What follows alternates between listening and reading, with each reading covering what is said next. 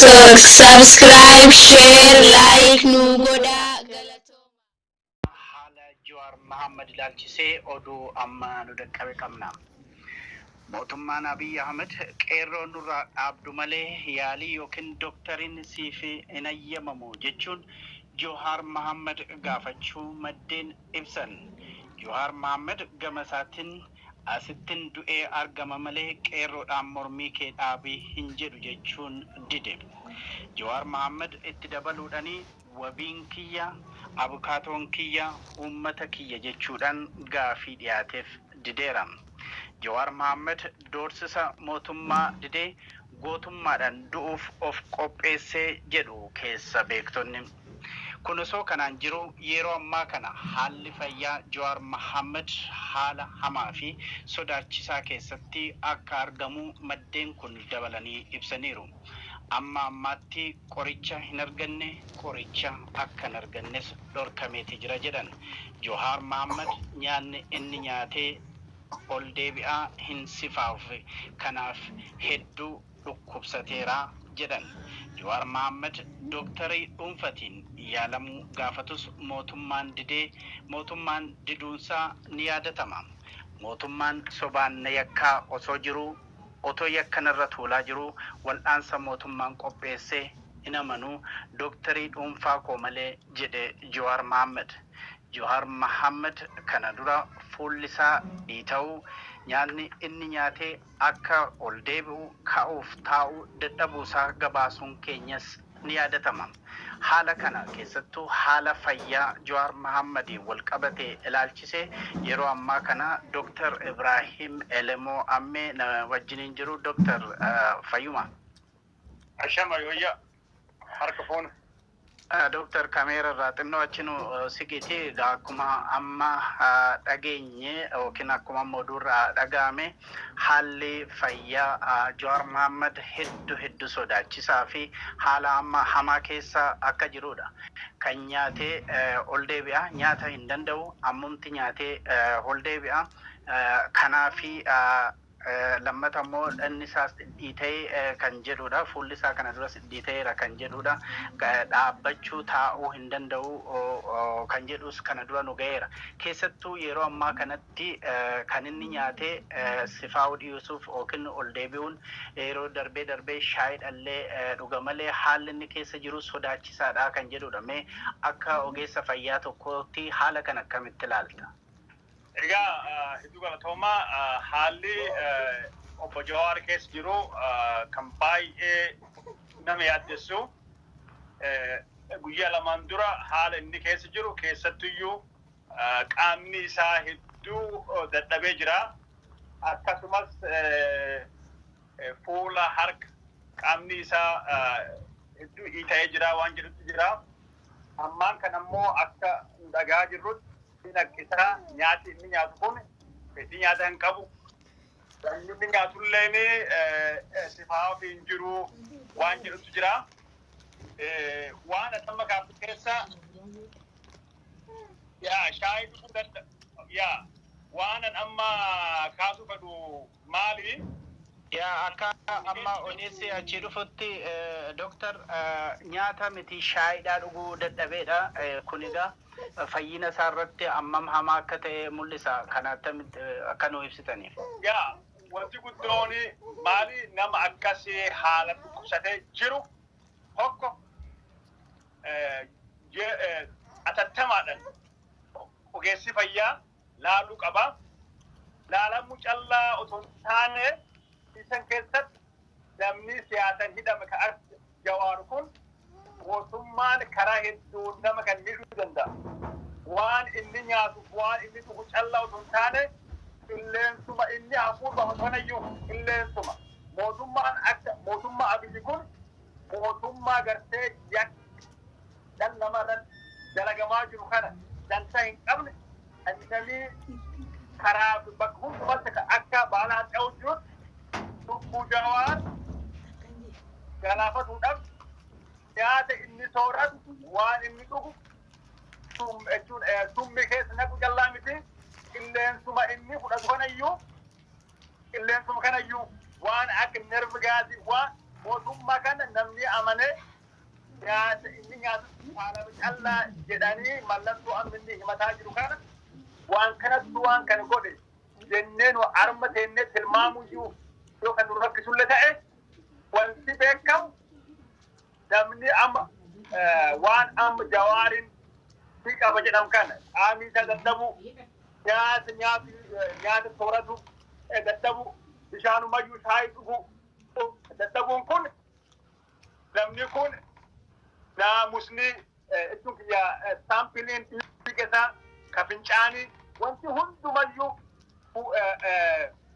fuudhamee laaboraatoorii gaahumsi qabu laaboraatoorii toxicology wanti amminni himatu kun sababa faalamuu nyaataa yookiin sababa faalamuu waan inni dhugu yookiin faalamuu qilleensa inni baafatu waan inni keessa jiraatu ta'uu beekuudhaaf haama independent ta'eedhaan naamunaan yookiin saampiliin dhiigaa fincaaniin waan inni haqqisu kan hundumayyuu fuudhanii laaboraatoorii gaahumsi qabu laaboraatoorii toxicology yookiin namni kun maaliin faalamuu danda'a waan jedhu laaboraatoorii gaahumsi qabu biyyi keessa yoo hin jiraan biyya alatti bakkuma abukaatoon isaa barbaachisaa jedhan mootummaan laaboraatoorii ofii qabu callaa miti laaboraatoorii mootummaan qabu yoo gaahumsi hin qaban fakkeenyaaf Jawaan mootummaan akkaataa hin beekamneen fakkeenyaaf yoo nyaata miti qilleensuma inni baafatuyyuu doonarba gaasiidhaan halkanidhaan suutuma qilleensa gadhiisa yoo kafaasan ta'e laaboraatooriin mootummaan qabu ka Xiquur Anbassaa jiru yookiin ka Paasterii jiru waan kana laalee beekuu hin danda'u gahumsa hin qabu. Kanaafuyyuu wanti abukaatonni Jawaarillee gaafachuu qaban tokko laaboraatooriin gahumsa qabu kan toxicology waan mallattoo amma inni qabu kanaaf tokko biisan keessatti waan godhamuu danda'u hin beekamaa guyyaa guyyaadhaan haga mallattoon kun waan inni himatu kun maal sababi isaa maal akka ta'e beekamutti dhiigarra fuudhanii ilaaluu yaadachuu hin qabaanne keessattuyyuu kaleen maal jennaan namni nyaata hin dhugne guyyaa lama sadii yoo dhuguu hin dandeenye kaleen isaa hidhamuu danda'a. Kan ammoo ammaan kana bisan keessatti ilaalanii beekuun hin danda'ama. Garuu haala inni amma keessa jiru maaltu fidee waan jedhu nyaata faalamu moo qilleensa faalamu moo waan jedhu laaboraatooriin biisuun keessa jiru gahumsi qabu ni jira jedhee ani hin amanu. Kanaafiyyuu saampilii dhiigaa fincaanii akka gaariitti fuudhanii yeroo yeroodhaan kaa'uun iyyuu barbaachisaadha. Maaliif jennaan saampilii kan irraa boore faalamu moo hin faalamne wanti irra beekamuu danda'a. Kana jechuun kan amma jechuu danda'u.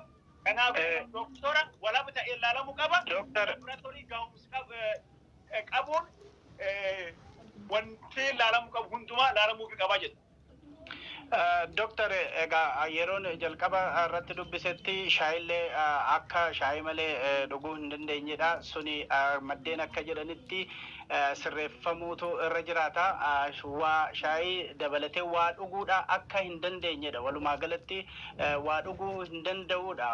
Waa dhuguu hin danda'u jechuun duraan qaamni isaa nyaata sana hin fudhatu ture. Amma immoo surumsaatu waa dhuguudha hin danda'u jechuun kun maal mul'isa? Fayyina isaa sadarkaa maalirra ga'uudha kan mul'isu? Ilaa namni guyyaa tokko lama yoo waan dhugne dehydration hamaa keessa seenuu danda'a. Kaan ammallee keessattuyyuu yookaan loosii yookiin kaaqessaa tokko wanti waan kana itti ilaaluu qabnu waan inni fudhatu. Guyyaa lama sadii yoo homaa wanti asirratti hin jiran qaamni kan ka'e boquuf deema. Bishaan qaama keessa jiru xiqqaachaa dhufa. Ammallee yoo keessattuyyuu amma egaa doktoriidhaan laalamee mallattoo inni qabu hundumayyuu beekuun yoo danda'u baay'ee fakkeenyaaf keessattuu hanqisa taanaan nama guddaan loltu ta'e dehydration keessa seenuu danda'a. Namni akkasii kun hospitaala dhaqee laalamee yoo fakkeenyaaf yoo intartiinet fluid gulukoosiin kan kennamuuf illee qabsaadhe doktoriin laalee man yaalaa ciisee yaalamuu qabaa jechuudha. Maaliif jennaan haalli kan isa geessisu beekuun haalaan barbaachisaa. Akkasumas waan biraa infekshinii qabamoo hin qabu haalli qaamisaa akkam jiraa jaallashinii qabamoo hin qabu yoo laaboraatoorii hin laalamin akkasumas hati tokko fakkeenyaaf laalanii beekuun hin danda'ama yoo ilsi isaa fakkeenyaaf sagoogu taate yoo afaan isaa sagoogu taate akkasumas illee laalanii yoo qaamni isaa gogaan kun yoo tilaaf kan gogu taate akkasumas illee laaltee beekuu hin dandeetta namni tokko yoo akka malee dehydrated ta'e yoo bishaan qaamni isaa keessa kun xiqqaan laafuu hin danda'a laafuun kun ammoo waan hedduu dhuguu danda'a. Kaleen isaa miidhamuu danda'a sababa dehydrationii kun jechuudha. Kanaafiyyuu immediately doktoriin laalee yoo barbaachisaa ta'e waan isaa godhamuu qabu. Kan akka fakkeenyaaf yoo gulukoosii irra dhaabanii yoo inni bishaan afaaniin fudhachuu hin dandeenye waan inni silaa qaamni isaa barbaachisuun karaa gulukoosii illee kennuuf hin danda'ama. Kun godhamuufi qabaa atattamaan waan jedhachuun dhaamsi ani kan dabarsu fedhu. Mee muuxannoo keessan irraa doktari amma Jawaar Mahammadiif kan dhiyaate yoo qeerroo sochii isaan godhan dhaabsifte malee yaala hin argattu jedhanii qoricha dhorkan nama akkanatti waa dhugullee dadhabee qoricha dhorkuun qeerroo dhaabsifte malee qoricha hin argattu doktara hin argattu jedhanii haalduree tokko fuuldura kaa'uun akka ogummaa keessanii attamitti ilaaltu? Kunini egaa yoo akkas jedhamee ragaan amma wanti kun Jawaar irraa yookiin abukaatota jechuun ka isa irraa dhufuuni mala dhukkubsataan tokko namni dhukkubsatu keessattuyyuu namni to'annaa seeraa jala jiru mootummaan namni sun tajaajila kan inni barbaadu kan fayyaa guutuu isaa tiksu dirqama qaba. Yoo fincila amma deemaa jiru dhaabsiftu malee siyyaatu kan jedhamu ta'e nama yakka dhala namarratti hojjetamudha. Egaa Jawaarini nama siyaasati lubbuu namaa jechuun egaa balleessati miti kan inni hidhame siyaasattu nama kan hiisise fayyaa nama kana guutuu tiksee miidhaan insammuu kan qaamaniis akka nama kan irra hin geenne godhuun dirqama mootummaati.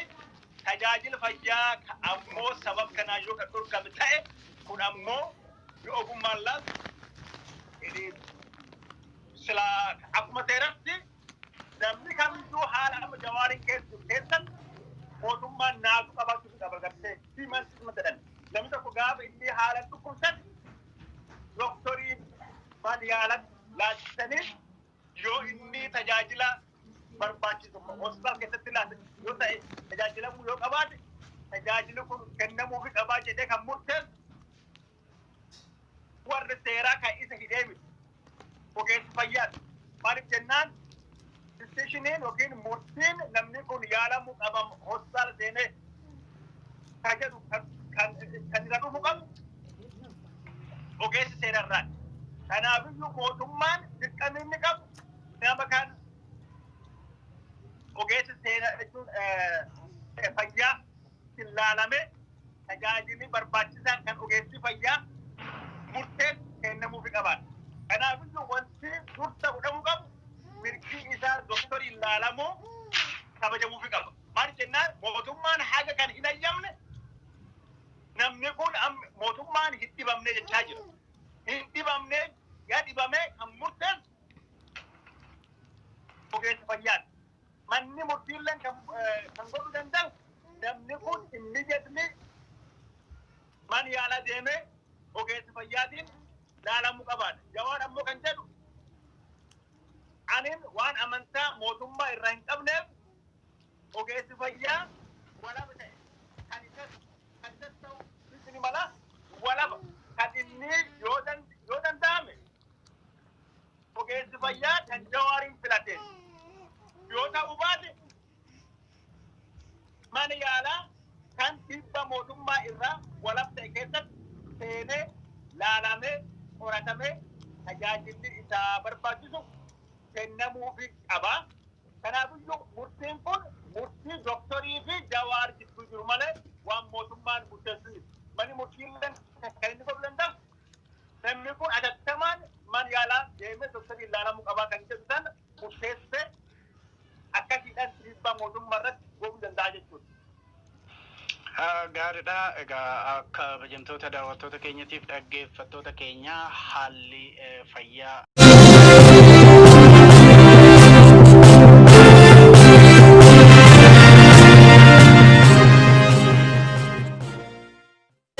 Media Network. Subscribe, share, like, nu goda.